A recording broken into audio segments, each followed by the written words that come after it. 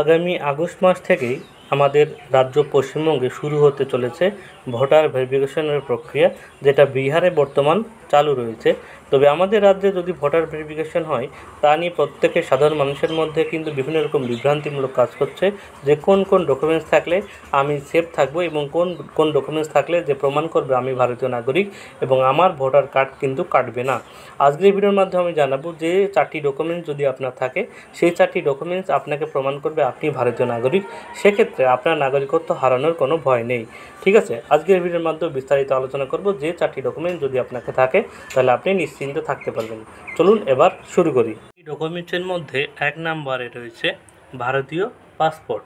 বিদেশ মন্ত্রক কর্তৃক একচেটিয়াভাবে ভারতীয় নাগরিকত্বের জন্য জারি করা পাসপোর্ট নাগরিকত্বের উল্লেখ থাকে এবং এর আন্তর্জাতিক স্বীকৃতি রয়েছে। এটি বিভিন্ন সরকারি প্রক্রিয়ায় ব্যাপকভাবে গৃহীত হয়। পাসপোর্ট হলো ভারতের একমাত্র বিস্তৃত নথি যা নাগরিকত্বের প্রমাণ হিসেবে কাজ করে। 2 নম্বরে রয়েছে জাতীয় শংসাপত্র। এই শংসাপত্রটি বিশেষ করে জেলা কর্তৃপক্ষ বা রাজ্য সরকার দ্বারা জারি করা হয়। স্পষ্টভাবে বলা হয় যে ব্যক্তি একজন ভারতীয় নাগরিক। এটি আদালত বা জেলা ম্যাজিস্ট্রেট দ্বারা জারি করা হতে পারে এবং কখনো কখনো স্বরাষ্ট্র মন্ত্রক দ্বারা জারি করা হতে পারে। ভারতীয় সনদপত্র কেবলমাত্র সীমিত এবং নির্দিষ্ট ক্ষেত্রে জারি করা হয়। এগুলি এতই কম দেওয়া হয় যে এর ইস্যু সম্পর্কে কোনো সরকারি তথ্য নেই। যখন কোনো ব্যক্তিকে সরকারি চাকরিতে বিশেষ কোটার অধীনে কোনো শিক্ষা প্রতিষ্ঠানে ভর্তির জন্য অথবা কোনো আইনি প্রক্রিয়া চলাকালীন নাগরিকত্ব প্রমাণ প্রয়োজন হয় এবং পাসপোর্ট বা নাগরিকত্ব সনদের মতো অন্যান্য বৈধ প্রমাণের অভাব থাকে, তখন জাতীয় সনদের প্রয়োজন হতে পারে। বিদেশি পিতামাতার ঘরে ভারতীয় জন্মগ্রহণকারী ব্যক্তিদের নাগরিকত্ব প্রতিষ্ঠার জন্য এটি প্রয়োজন। এই যে জাতীয় শংসাপত্র, এটা কীভাবে পাওয়া যায় তার আবেদন প্রক্রিয়া এখানে দেওয়া আছে। আবেদনের জন্য প্রয়োজনীয় নথিগুলির মধ্যে রয়েছে জন্ম সনদ অর্থাৎ বার্থ সার্টিফিকেট, পিতামাতা নাগরিকত্বের প্রমাণ, পাসপোর্ট বা ভোটার আইডি, স্কুল সার্টিফিকেট বা আবাসের প্রমাণ, রেশন কার্ড, আধার কার্ড বা ভোটার কার্ড। এই যে ডকুমেন্টসগুলো আপনারা এখানে দেখতে পাচ্ছেন, এইগুলোর মাধ্যমে আপনি কিন্তু জাতীয় শংসাপত্রের জন্য আবেদন করতে পারেন। ঠিক আছে। 3 নম্বর রয়েছে নাগরিকত্ব সার্টিফিকেট বা রেজিস্ট্রেশন সার্টিফিকেট।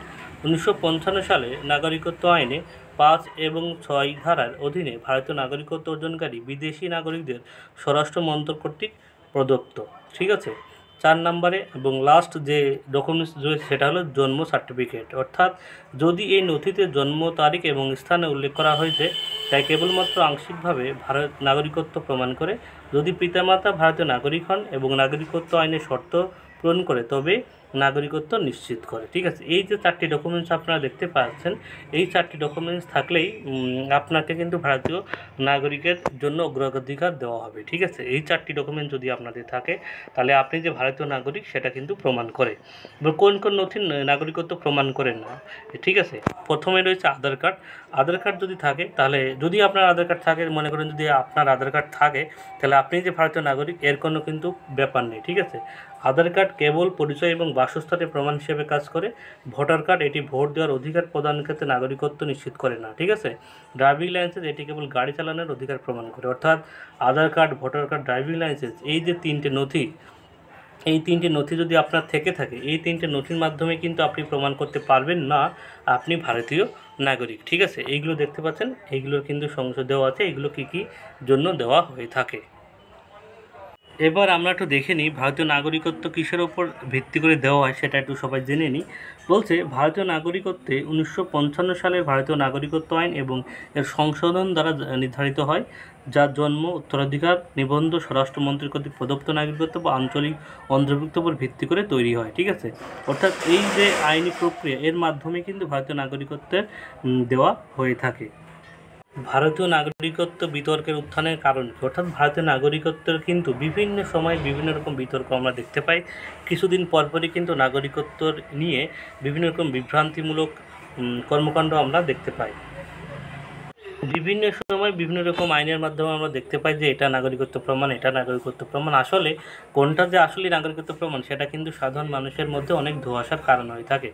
এই যে বিতর্কের কারণ সেগুলো একটু জেনে নিই। বলছে 1955 সালের নাগরিকত্ব আইনের পর থেকে ভারত 1986, 2003, 2005, 2015 এবং 2019 সালে বেশ কয়েকটি সংশোধন দেখা দিয়েছে, যা প্রতিটি নাগরিকত্বের সঙ্গে কিছু নির্দিষ্ট শব্দ বা সংজ্ঞা পরিবর্তন করা হয়েছে। 1986 সাল পর্যন্ত, অর্থাৎ যারা 1986 সালের মধ্যে জন্মগ্রহণ করেছেন তারা ভারতের জন্ম নেওয়া প্রতিটি শিশু স্বাভাবিকভাবে একজন ভারতীয় নাগরিক হিসেবে বিবেচিত হয়। 1987 সালের পর যারা জন্মগ্রহণ করেছে তাদের ক্ষেত্রে বলা হচ্ছে নবজাগত পিতামাতার মধ্যে অত্যন্ত একজন ভারতীয় নাগরিক হওয়া বাধ্যতামূলক হয়ে পড়ে 1987 সালে পরে যাদের জন্মগ্রহণ করেছে ভারতীয় নাগরিকত্বের ক্ষেত্রে। 2004 সালে সংশোধনের পর বলছে নবজাতকের পিতামাতা উভয়কেই হয় ভারতীয় নাগরিক হতে হবে অথবা বৈধ অধিবাসী হতে হবে। অর্থাৎ আপনার হয় ভারতীয় নাগরিক হতে হবে, নাহলে আপনি যদি অন্য দেশ থেকে আসেন তাহলে বৈধ অধিবাসী আপনাকে কিন্তু হতে হবে ভারতীয় নাগরিকত্বের ক্ষেত্রে।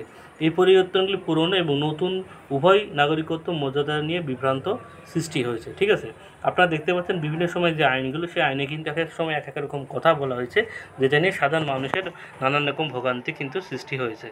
অর্থাৎ আমরা দেখতে পাচ্ছি সরকার কিন্তু বিভিন্ন সময় বিভিন্ন রকম নিয়ম কানুন চালু করে কিন্তু এই নাগরিকত্ব প্রমাণ নিয়ে মানুষের বিভ্রান্তি সৃষ্টি করছে। এখন কিন্তু সাধারণ গ্রামগঞ্জের মানুষের মধ্যে একটা ভীতির কারণ হয়ে দাঁড়িয়েছে যে আমার নাগরিকত্ব হয়তো কাল থাকবে না, যদি আগস্ট মাস থেকে শুরু হয়ে যায়।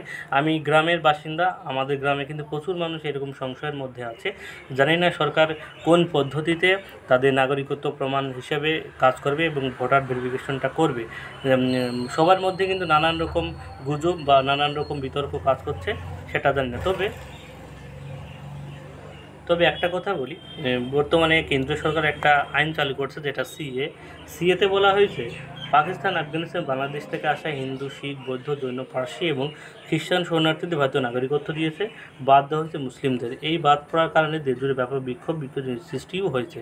তো বলে রাখি, যারা বাংলাদেশ, পাকিস্তান, আফগানিস্তান থেকে এসেছেন, যেসব হিন্দু সম্প্রদায়ের মানুষ, তারা যদি ভারতবর্ষে এসে থাকেন কোনো না কোনো কারণে বা কোনো না কোনো সালে, তাহলে আপনারা সিএতে অ্যাপ্লাই করুন। যদি সিএ আপনি যদি পেয়ে যান তাহলে কিন্তু আর আপনার নাগরিকত্ব হারানোর ভয় থাকবে না।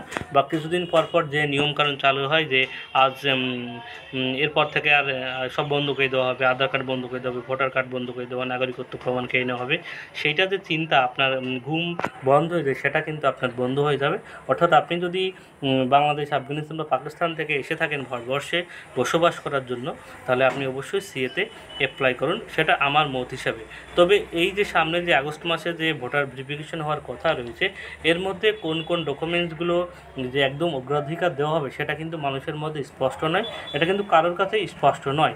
তবে শুধুমাত্র যে 4টি ডকুমেন্টসের কথা বললাম, এই 4টি ডকুমেন্ট যদি থাকে তাহলে কিন্তু আপনার ভারতীয় নাগরিকত্ব প্রমাণ করতে কিন্তু আপনাদের সুবিধা হবে। ঠিক আছে, আশা করি আমার যে কথাগুলো বললাম আশা করি বুঝতে পেরেছেন।